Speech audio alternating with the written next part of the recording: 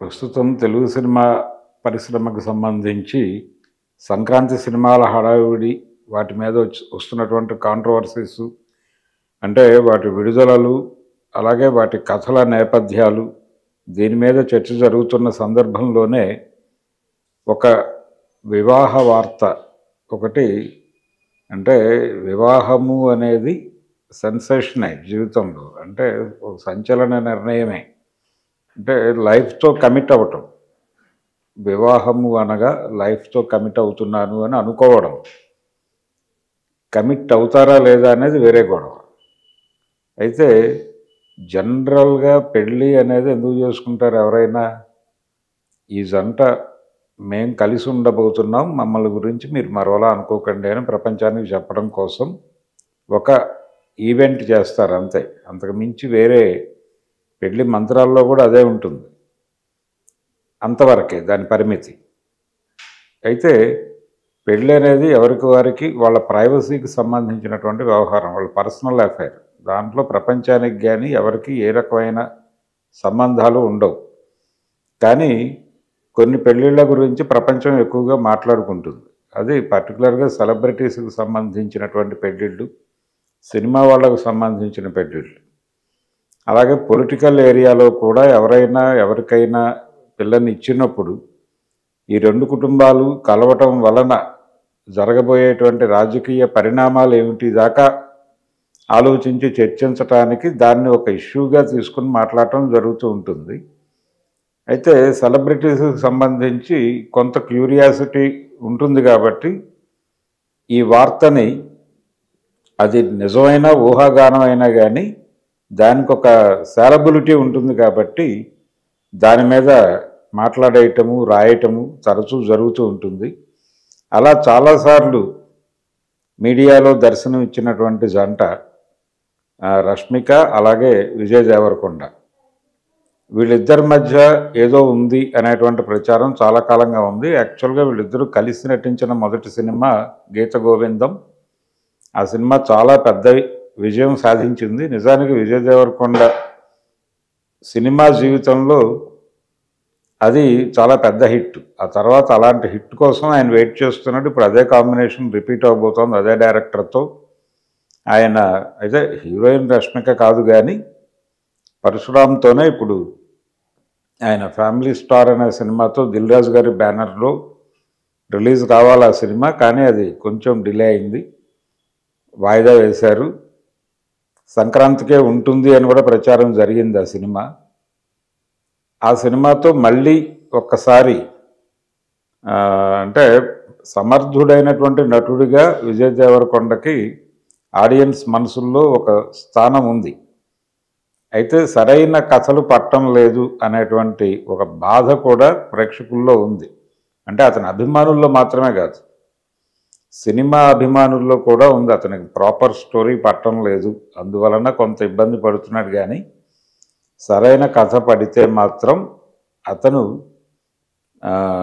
అద్భుతాలు క్రియేట్ చేయగలడు అనేటువంటి అభిప్రాయం ఆడియన్స్లో ఉంది పెళ్లి చూపులు అనే సినిమాతో మొదటిసారిగా ప్రేక్షకులు ఇతన్ని గుర్తించి హక్కును చేర్చుకోవడం జరిగింది నిజంగానే కొత్త తరహాగా కనిపించింది అతని నటన అప్పటి వరకు ఉన్నటువంటి పద్ధతికి భిన్నంగా కానీ అంతకంటే ముందే 2016లో వచ్చింది సినిమా దీనికంటే చాలా ముందే 2012లోనే ఆయన తెర మీద కనిపించాడు లైఫ్ ఈజ్ బ్యూటిఫుల్ అనేటువంటి విజయ్ ఆ సినిమాలో లైఫ్ ఈజ్ బ్యూటిఫుల్లో శేఖర్ కమ్ముల్ గారి సినిమాలో కనిపిస్తాడు ఆ తర్వాత వైజయంతి మూవీస్ బ్యానర్లో ఎవడే సుబ్రహ్మణ్యం పేరుతో నానితో చేసినటువంటి సినిమా దాంట్లో కూడా తను కనిపిస్తాడు కానీ పెళ్లి చూపులు సినిమాతో అతను ప్రేక్షకులకు రిజిస్టర్ అయ్యాడు 2016లో దాదాపు అదే సమయంలో కిరాక్ పార్టీ అనే సినిమాతో రష్మిక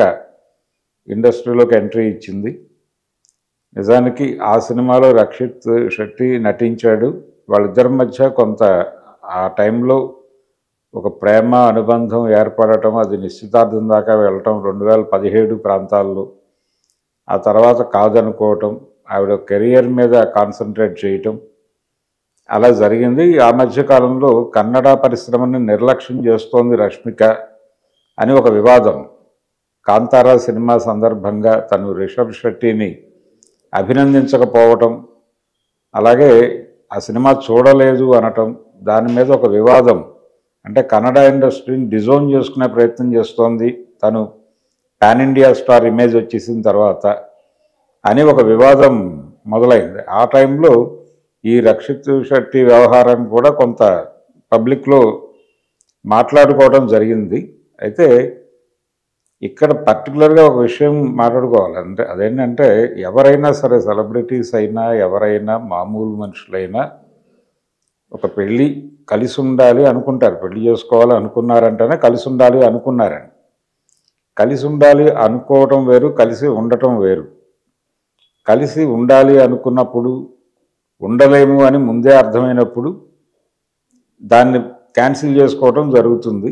అలాగే కలిసి ఉండాలి అని నిర్ణయించుకుని పెళ్లి చేసేసుకున్న తర్వాత కూడా కలిసి ఉండలేని పరిస్థితులు వచ్చినప్పుడు ఆనందంగా విడిపోయి ఎవరి జీవితాల్లోకి వాళ్ళు వెళ్ళిపోవటం చాలా ప్రజాస్వామికంగా జరగాల్సినటువంటి ఒక ప్రక్రియ.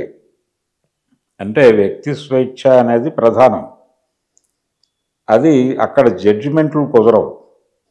ఎవరైనా సరే ఒక బంధంలో వాళ్ళ వ్యక్తి స్వేచ్ఛకి ఇబ్బంది లేనంతసేపు వాళ్ళ బంధంలో ఉంటారు.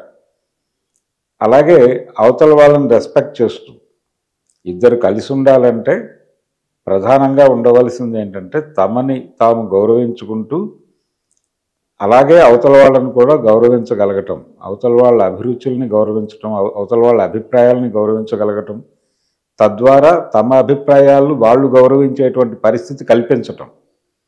ఇది జరిగితే రిలేషన్ ఎంతకాలమైనా నడుస్తుంది. కానీ ఎక్కడో ఒక చోట హ్యూమన్ బీయింగ్స్ కాబట్టి ఎక్కడో ఒక చోట అభిప్రాయ భేదం ఘర్షణాత్మకంగా, అంటే ఫ్రెండ్లీ కాంట్రడక్షనే, మిత్ర వైరుధ్యమే. ఆ మిత్ర వైరుధ్యం శత్రు వైరుధ్యంగా మారకుండా ముందే విడిపోవటం అనేది చాలా శ్రేయస్కరం అనేది ప్రధానంగా మాట్లాడుకోవాల్సిన అంశం రిలేషన్స్కి సంబంధించి. అయితే సెలబ్రిటీస్కి సంబంధించిన పెళ్ళిళ్ళ గురించి మాట్లాడుకుంటాం. అసలు పెళ్ళి అనేదే టాపిక్ కాదు. పెళ్ళి అనేది ఇద్దరు పెళ్లి చేసుకుంటున్నారు అనేది వార్తగానో లేకపోతే మరో విధంగానో మాట్లాడుకోదగిన అంశం కాదు. అలాగే వాళ్ళు కలిసి ఉంటారు లేకపోతే విడిపోతారు, ఇది కూడా మాట్లాడుకోకూడని అంశమే. ఎందుకంటే కేవలం వాళ్ళ పర్సనల్ వ్యవహారం. వాళ్ళు హీరోయిన్స్ అయినప్పటికీ, వాళ్ళు సెలబ్రిటీస్ అయినప్పటికీ, లేకపోతే వాళ్ళు పొలిటీషియన్స్ అయినప్పటికీ పెళ్ళి అనేది వ్యక్తిగత వ్యవహారం. అది ఆ ఏరియాలో వాళ్ళకి పూర్తి ప్రైవసీ ఇచ్చేయాలి. వాళ్ళ జీవితం వాళ్ళది.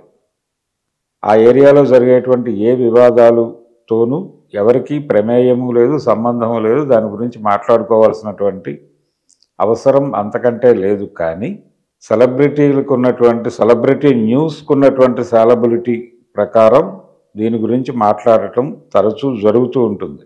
వాళ్ళు పెళ్లి చేసుకున్న వార్తే, కలిసి ఉన్న వార్తే, లేకపోతే విడిపోయిన వార్తే అన్న లెవెల్లో మనం చాలా వార్తలు రోజు చూస్తూ ఉంటాం. అంతవరకే ప్రాధాన్యత తప్ప నిజానికి వాళ్ళు రియాక్ట్ అయితే అసలు మా పర్సనల్ ఏరియాలోకి ఎందుకు వస్తున్నారు? ఇప్పటివరకు అధికారిక ప్రకటన లేదు దీనికి సంబంధించి.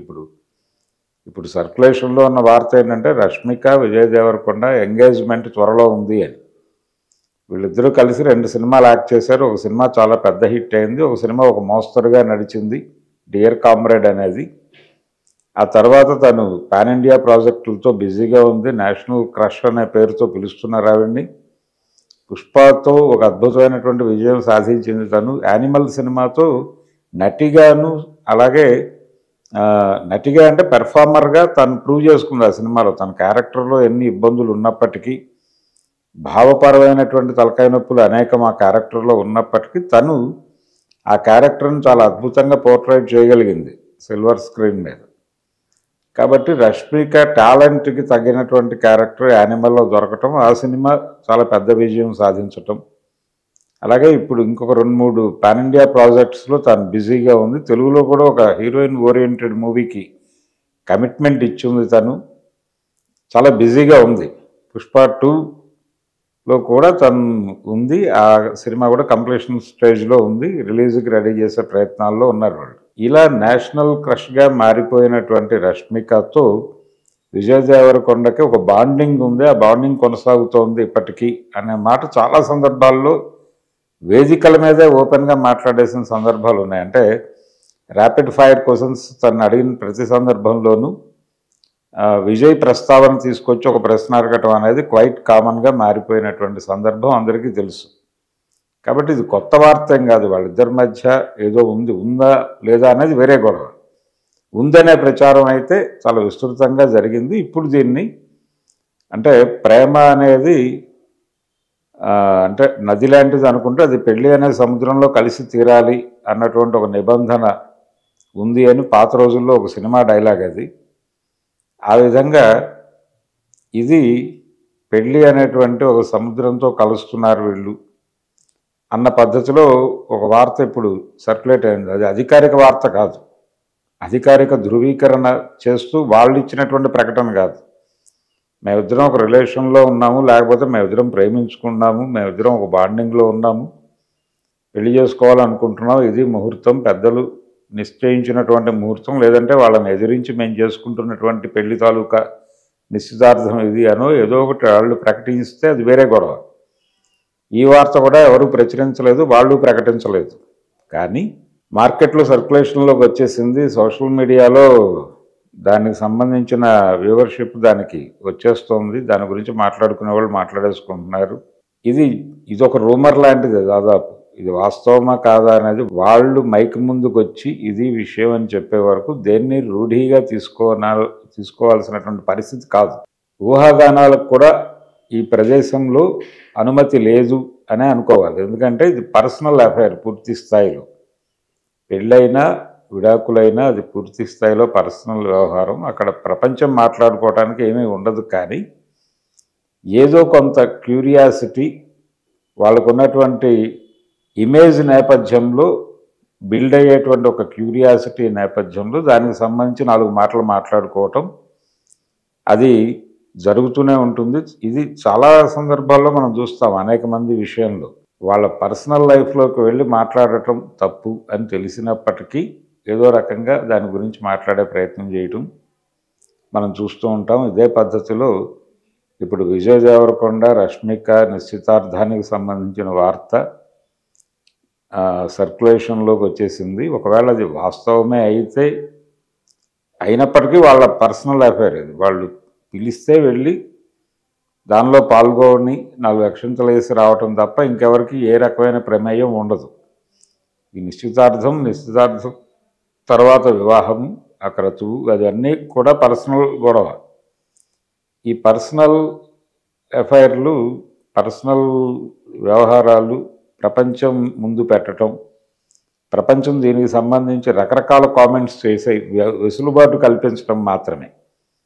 అంటే ఈ వార్తను సర్క్యులేషన్లోకి తీసుకెళ్ళడం ద్వారా 10 మంది 10 రకాలుగా దీని గురించి వ్యాఖ్యానాలు చేయటం తప్ప ఆవిడ జీవితంలోకి వెళ్ళి లేకపోతే అతని జీవితం నేపథ్యంలోకి వెళ్ళి రకరకాల అభిప్రాయాలు వ్యాఖ్యానాలు చేయటానికి తప్ప ఇది కూడా ఒక రిజిస్ట్రేషన్ ప్రోగ్రాం లాంటిది. అది తప్ప నిజానికి దీనిలో ప్రపంచానికి ప్రమేయం లేని వ్యవహారం ఇది. అయినప్పటికీ సెలబ్రిటీ జంట కాబట్టి ఒక క్యూరియాసిటీ ఉంటుంది. కాబట్టి ఇది అధికారిక సమాచారం కాకపోయినప్పటికీ అధికార సమాచారం దొరికే వరకు దీని మీద ఒక డిస్కషన్ లాంటిది చేసుకోవటం మాట్లాడేయటం జరిగిపోతుంది. అంతే ఇదేదో సెన్సేషనల్ న్యూస్ అని కూడా అనుకోనక్కర్లేదు. ఇది ఆల్రెడీ చాలా సందర్భాల్లో చాలా ఏరియాల్లో చాలా వేదికల మీద చర్చించేసినటువంటి ఒక పాత సమాచారమే. ఇది రూఢి అయి నిజమై వాళ్ళ కుటుంబాలు బహిరంగంగా ఒక ప్రకటన చేసే వరకు ఈ ఊహాగానాలు నడుస్తూనే ఉంటాయి. ఈ ఊహాగానాలకు తెరదించే కార్యక్రమం కుటుంబాలు సీరియస్గా ఎందుకు ఇలా మాట్లాడుతున్నారు ఇది విషయం అని వాళ్ళు ఓపెన్ అప్ అయి మాట్లాడితే కొంత క్లారిటీ వచ్చేస్తుంది. కానీ అప్పటి వరకు ఈ గోళ నడుస్తూనే ఉంటుంది అనేది మనం సీరియస్గా భావించాల్సిన అవసరం అయితే ఉంది.